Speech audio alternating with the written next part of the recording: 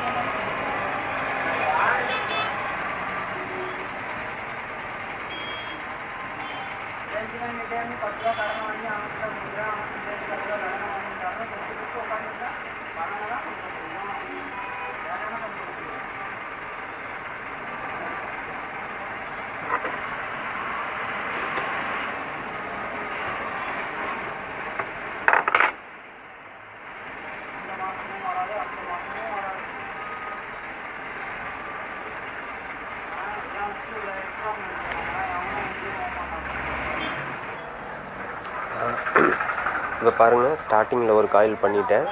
So இதில் நான் speed எதுவும் எடுக்க கிடையாது. இனி அடுத்து ஸ்பீடு எதில் எடுக்கிறேங்கிறது அடுத்து 2வது காயிலில் தான் ஸ்பீடு எடுப்பேன். அது ஸ்பீடு எடுத்துகிட்டு எப்படி எடுக்கிறதுங்கிறது நான் உங்களுக்கு தெளிவாக சொல்கிறேன்.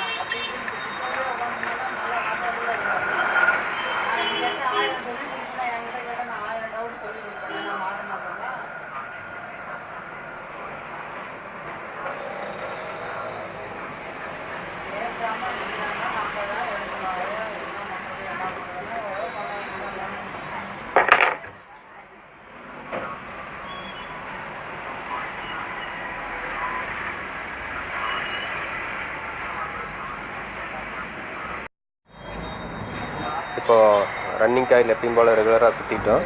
அதேமாரி ஸ்டார்டிங் காயில் சுற்றி வச்சுருக்கேன். இந்த ஸ்டார்டிங் காயிலில் ரெண்டுமே எப்பவும் ரெகுலராக தான் சுற்றிருக்கு. இதில் ஸ்பீடு எங்கேருந்து எடுக்கிறோம்னு பார்த்தா, இந்த ஸ்டார்டிங் காயில் ஒரு காயில் விட்டுருங்க.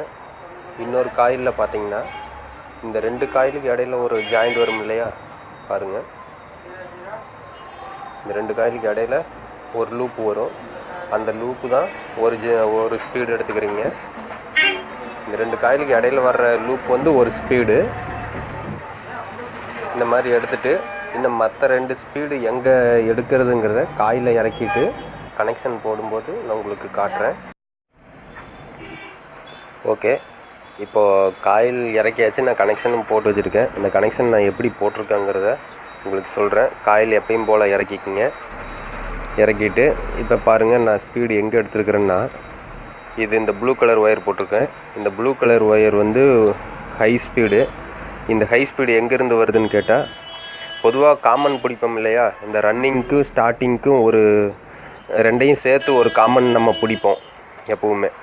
பாருங்கள், ஒரு ஒயர் இதாக ரன்னிங்கில் இருக்குது, இன்னொரு ஒயர் பார்த்துக்குங்க இந்த ஸ்டார்டிங்கில் இருக்குது இன்னொரு ஒயரு. அதாவது இந்த காயிலுக்கும் இருக்கிற ஒரு எண்டை எடுத்தோம்னா காமன், அந்த காமன் வந்து ஹை ஸ்பீடு நமக்கு. இன்னொரு மீடியம் ஸ்பீடு எங்கே வரும்னு கேட்டால் இந்த எல்லோ ஒயர் போட்டு வச்சுருக்கேன் மீடியம் ஸ்பீடு. அது என்னன்னு கேட்டால் ஸ்டார்டிங் காயில்லையே இந்த ஸ்டார்டிங் காயிலில் இந்த 2 காயிலுக்கும் இடையில ஒரு இன்டர்னல் லூப் போடுவோம் இல்லையா, அந்த இன்டர்னல் லூப்பு தான் நமக்கு மீடியம் ஸ்பீடு. பாருங்கள்,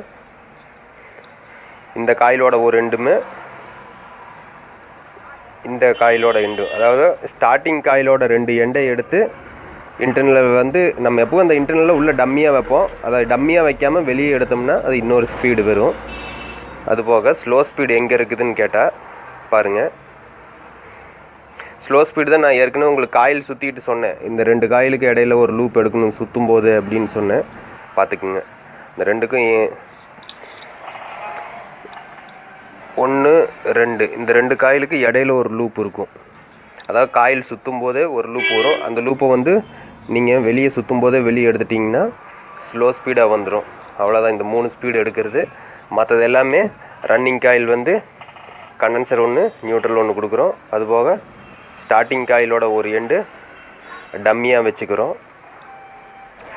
இவ்வளோதான், ரொம்ப சிம்பிள் மெத்தடு தான். இன்னும் உங்களுக்கு புரியாதவங்களுக்கு இன்னும் சிம்பிளாக புரிகிற மாதிரி சொல்லணும் அப்படின்னு கேட்டால், நீங்கள் காயில் எப்பயும் போல் ரெகுலராக பண்ணுறத பண்ணிடுங்க. பண்ணி காயில் இறக்கிட்டு நார்மலாக 4 லீடு வரும், அவ்வளோதான். 4 லீடில் வந்து ஒரு ஒயர் காமன் பிடிச்சி எடுப்போம். அந்த காமன் வந்து எப்போ ஒரு ஸ்பீடுக்கு நம்ம ஹை ஸ்பீடுக்கு ஓடும். இன்னும் 2 ஸ்பீடு இதில் எங்கேருந்து எடுக்கிறோங்கிறத நமக்கு பெரிய விஷயமே. எப்பயும் போல் ரெகுலராக காயில் இறக்கிட்டு இந்த ஸ்டார்டிங் காயிலில் 2க்கும் வர ஒரு லூப்பை வெளியே எடுத்திங்கன்னா மீடியம் ஸ்பீட் ஆயிரும். அதே ஸ்டார்டிங் காயிலில் ஒன் சைடு அந்த 2 காயிலுக்கும் ஸ்டார்டிங் காயிலே 2 செட் இருக்கும். அந்த 2 செட்டுக்கு இடையில வர்ற ஒரு ஜாயிண்ட்டு, அந்த ஜாயிண்ட்டை வெளியே எடுத்திங்கன்னா ஸ்லோ ஸ்பீட் ஆயிரும். அவ்வளோதான், ரொம்ப சிம்பிள் மெத்தடு தான். அப்புறம் என்னென்னு கேட்டிங்கன்னா, இன்னொரு விஷயம் பார்க்கணும் நம்ம. என்னென்னா, இந்த இப்போ நாங்கள் பண்ணுற மெத்தடில் வந்து எனக்கு வந்து நான் வைண்டிங் எப்போவுமே இறக்குனா கனெக்ஷன் இந்த டைரெக்ஷனில் தான் இறக்கிட்டு போவேன். கனெக்ஷன் பிடிக்கிறதும் இந்த டைரெக்ஷனில் இப்படி தான் பிடிச்சிட்டு வருவேன். ஸோ எனக்கு வந்து மீடியம் ஸ்பீடும் ஸ்லோ ஸ்பீடும் கரெக்டாக இருக்குது. நீங்கள் இதே டைரெக்ஷனில் இறக்கி இந்த காயிலில் மாற்றி எடுத்துட்டிங்க அப்படின்னு சொன்னால் உங்களுக்கு மீடியம் ஸ்பீடு ஸ்லோ ஸ்பீடு தலைகீழாக மாறிக்கும். அதனால் எந்த பிரச்சனையும் வராது. என்ன மீடியம் ஸ்பீடு வந்து ஸ்லோவாகிக்கும், ஸ்லோ ஸ்பீடு வந்து மீடியம் ஸ்பீட் ஆகிக்கும். அவ்வளோதான். நீங்கள் இறக்குற மெத்தடுக்கு வந்து எந்த பக்கம் மீடியம் ஸ்லோ வருதுங்கிறத நீங்கள் தெரிஞ்சு வச்சுக்கோங்க. ரெண்டாவது, இது வந்து இந்த டிசைன் வந்து நாங்கள் ரொம்ப வருஷமாக பண்ணிகிட்ருக்கோம். இது எங்களுக்கு ரொம்பவும் பர்ஃபெக்டாக இருக்குது. நீங்களும் ட்ரை பண்ணி பாருங்கள். உங்களுக்கு பிடிச்சிருந்தா, உங்களுக்கு பர்ஃபெக்டாக கரெக்டாக இருந்ததுன்னா பண்ணுங்கள். வேறு ஏதாவது டவுட் இருந்தால் எனக்கு கமெண்ட் பாக்ஸில் கேளுங்க. நான் உங்களுக்கு எனக்கு டைம் இருக்கும்போது நான் உங்களுக்கு ரீப்ளை பண்ணி ஆன்சர் பண்ணுறேன். ரெண்டாவது இன்னொரு விஷயம் பார்த்திங்கன்னா, இதில் நான் எந்த லீவ்லேயுமே ஸ்லீவ் போட்டிருக்க மாட்டேன். ஸோ என்ன ஸ்லீவ் போடாமல் போட்டிருக்காங்க, இது ஷார்ட் ஆகாதா அப்படிங்கிற டவுட்ஸ்லாம் சில பேருக்கு வரும். அதுக்கும் நான் பதில் சொல்கிறேன். என்னென்னா, ஆல்ரெடி இந்த ஒயரில் பார்த்திங்கன்னா எனாமல் மேலே இருக்குது. இந்த எனாமலை நீங்கள் எனாமல் ஒயரை எங்கே எப்படி வச்சிங்கனாலும் ஷார்ட் ஆகாது. நம்ம ஏதாவது ஒரு சின்ன இடத்துல காயம் இருந்தால் மட்டும்தான் ஷார்ட் ஆகும் ஒட்டுக்கா வைக்கிறப்ப. அதனால் நம்ம சீவி விட்ருக்கிற இந்த இடத்துக்கு மட்டும் இவ்வளோ தூரத்துக்கு ஸ்லீவ் போட்டோம்னா போதும். இந்த இடம்லாம் எனாமல் இருக்கிறதுனால அது ஷார்ட் ஆகாது. அதனால் எல்லாத்தையும் ஒரே இடத்துல அப்படியே சுற்றி கொண்டு வந்து நீங்கள் வச்சிங்கன்னா தெளிவாக கரெக்டாக இருக்கும். அதுவும் எப்படி பண்ணுறது அப்படிங்கிறத நான் உங்களுக்கு தெளிவாக காட்டுறேன், பாருங்கள். நம்ம போட வேண்டிய ஒவ்வொரு ஸ்லீவும் பார்த்திங்கன்னா ஒரு 1.5 இன்ச் லென்த்துக்கு இருந்தால் போதும். இந்த லென்த்துக்கு போட்டுக்கிட்டிங்கன்னா கரெக்டாக இருக்கும்.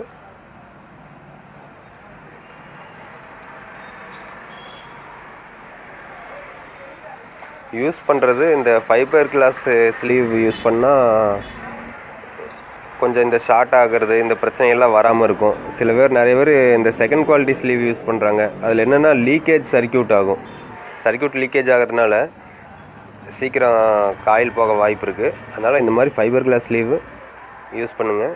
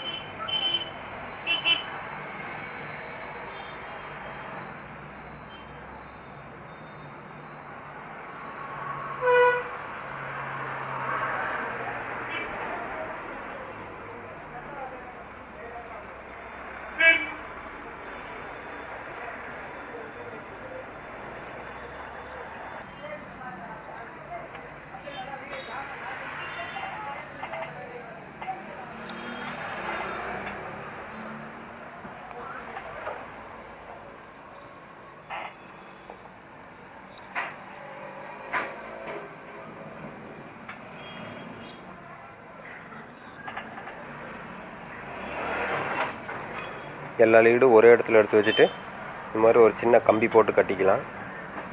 கட்டிட்டோம்னா நமக்கு திரும்ப சேஃப் எடுக்கிறப்ப ரொம்பவும் ஈஸியாக இருக்கும், அவுந்து வராது.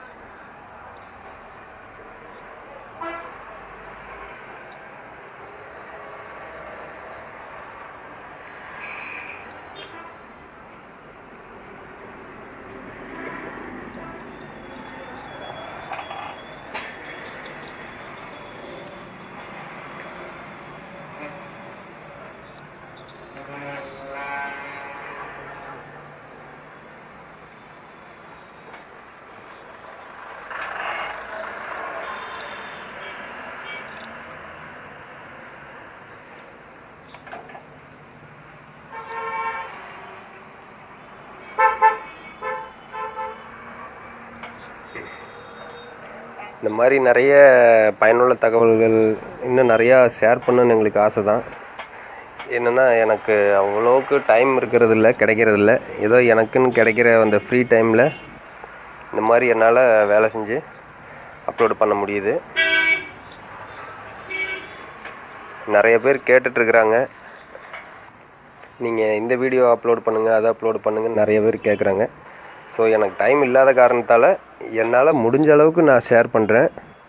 வேறு ஏதாவது உங்களுக்கு டவுட்ஸ் இருந்தாலும், வேறு எந்த வைண்டிங் பற்றி டவுட்ஸ் இருந்தாலும் நீங்கள் கமெண்ட் பாக்ஸில் கேட்கலாம். நான் உங்களுக்கு டைம் இருக்கும்போது கண்டிப்பாக ரீப்ளை பண்ணுவேன். இந்த கட்டுறது பார்த்திங்கன்னா, இந்த ஸ்லீவ் லீடு இருக்கு இல்லையா, இதுக்கு மேலே ஒரு 4 கட்டு வர்ற மாதிரி சேர்த்து போட்டுக்கோங்க. ஏன்னா ரொம்ப முக்கியம் இதுதான் கட்டுறது.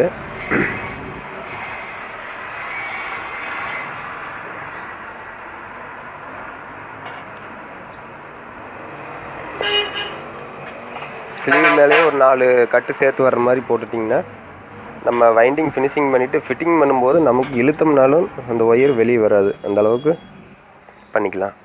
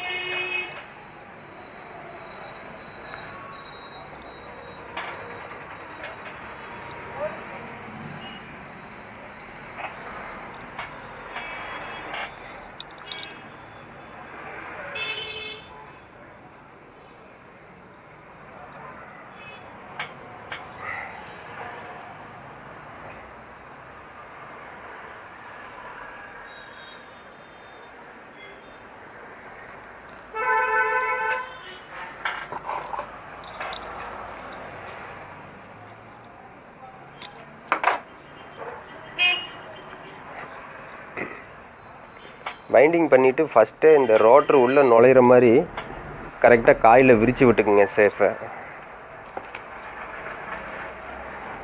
ஏன்னா நிறைய பேர் பண்ணுற தப்பு என்னென்னா, காயில் ரொம்ப சிறுசாக பண்ணிடுறாங்க, இல்லைன்னா ரொம்ப பெருசாக பண்ணிடுறாங்க. இந்த ஹை ஸ்பீடு காயிலை பொறுத்த வரைக்கும் காயில் ரொம்பவும் கரெக்டாக எடுத்தால் மட்டும்தான் நமக்கு ரோட்ரி போட முடியும். அவ்வளோதான், பாருங்கள், காயில் பக்காவாக நமக்கு ரெடியாகி வந்துருச்சு. ஓகே ஃப்ரெண்ட்ஸ், வேறு ஏதாவது உங்களுக்கு டவுட் இருந்தால் நீங்கள் கமெண்ட் பாக்ஸில் கேளுங்க, கண்டிப்பாக நான் உங்களுக்கு ஆன்சர் பண்ணுறேன். ஸோ அப்புறம் இந்த வீடியோ உங்களுக்கு பிடிச்சிருந்தா லைக் பண்ணுங்கள், உங்கள் ஃப்ரெண்ட்ஸு யாருக்காவது தெரியாதவங்களுக்கும் ஷேர் பண்ணுங்கள். இதை பற்றி தெரியாதவங்களும் பார்த்து தெரிஞ்சுக்கணும் அப்படிங்கிறது தான் எங்களுடைய எண்ணம். தேங்க்யூ.